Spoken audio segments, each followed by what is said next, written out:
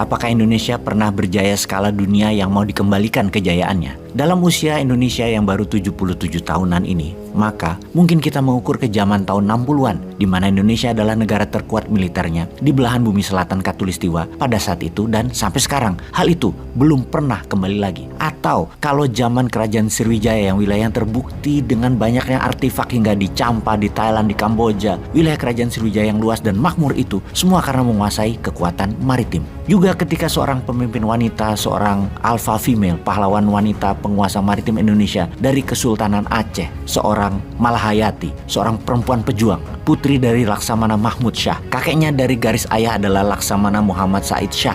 Malahayati adalah cicit dari Sultan Ibrahim Ali Mughayat Shah sekitar tahun 1513 sampai 1530 yang merupakan pendiri kerajaan Aceh Darussalam. Malahayati memegang jabatan Kepala Barisan Pengawal Istana Panglima Rahasia dan Panglima Protokol Pemerintahan dari Sultan Saidil Mukamil Alauddin di Ayat Shah IV. Kepahlawanan Malahayati yang memimpin 200 pasukan Inong Bale atau janda pahlawan yang telah syahid berperang melawan kapal-kapal dan benteng-benteng Belanda pada tanggal 11 September 1599 berhasil membunuh Cornelis de Houtman dalam pertempuran duel 1 lawan 1 di geladak kapal. Dia mendapat gelar Laksamana untuk keberaniannya ini, sehingga ia di kemudian hari lebih dikenal dengan nama Laksamana Malahayati. Kepahlawanan dan penguasaan maritim di masa lalu membuat kemakmuran bagi Aceh. Cerita Raja Laut dan nenek moyangku seorang pelaut adalah nyata bagi Indonesia. Menguasai laut adalah menguasai ekonomi dan itu terbukti hingga saat ini. Oke, kita kembali ke pertanyaan di awal, bagaimana membuat Indonesia great again? Adalah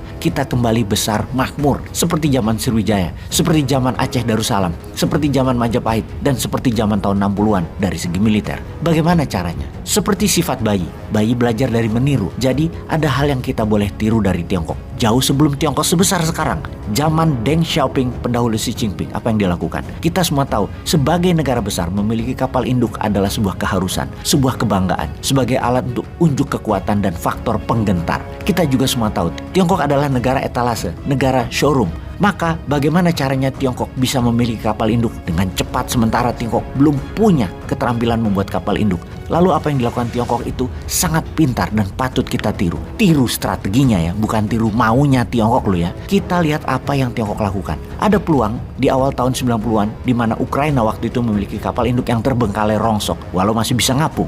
Kapal induk itu adalah bekas kapal milik Uni Soviet. Kapal induk rongsok ngapung itu ditarget oleh Tiongkok untuk dimiliki. Awalnya Ukraina tidak mau menjual kapal induk yang bernama Variak itu ke Tiongkok karena ditakutkan akan menjadi alat militer. Apa yang dilakukan Tiongkok kemudian? Tiongkok mengirim agen intelijen Tiongkok yang diaku sebagai pengusaha papan atas Tiongkok. Diperlihatkan banyak dokumen dan cerita sukses dibungkus keren bagi agen intelijen yang menjadi pengusaha sukses oleh militer Tiongkok. Dia berhasil meyakinkan para petinggi militer Ukraina bahwa Variak akan dijadikan kasino terapung tempat berjudi terbesar di dunia. Kemudian pihak Ukraina setuju untuk menjual kapal induk tersebut lengkap beserta teknologi dan manual buku pembuatan dan pengoperasian kapal induk tersebut kepada agen Tiongkok seharga $20 juta.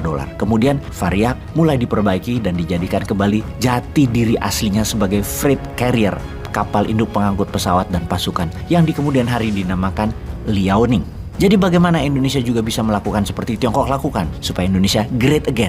Atau ada lagi nih cara Tiongkok memiliki pesawat siluman bomber B-2 Spirit. Kita semua tahu pesawat pembom B-2 Spirit ini adalah pesawat siluman yang tak terbaca radar dan selama 30 tahun lebih tidak ada satupun yang bisa tahu bagaimana mengalahkannya dan bagaimana menirunya. Lalu bagaimana sekarang Tiongkok memiliki pesawat sejenis itu? Yang dilakukan oleh Tiongkok adalah membeli dari ahlinya. Sama strateginya ketika membeli kapal induk Variak. Bukan hanya membayar $20 juta, tetapi hampir 2 kali lipat dibayarkan oleh pihak Tiongkok ke pejabat petinggi Ukraina sebagai uang pelicin. Demikian juga dalam mencuri data B-2 Spirit ini, Tiongkok membayar seorang perancang ahli yang bernama Nosir Guadia. Dia disogok cuan besar. Guadia adalah warga Amerika keturunan India, salah satu perancang pesawat pembom B-2 Spirit. Guadia jadi mata-mata Tiongkok dan mengambil data lengkap. Di kemudian hari, karena ketidaksetiaannya kepada negara Amerika tersebut, Guadia dihukum penjara oleh pengadilan Amerika selama 32 tahun. Singkat cerita, sekarang bomber Tiongkok H-20 menjadi setara dengan B-2 Spiritnya Amerika. Pertanyaan sekarang, Indonesia kapan menjadi jaya kembali?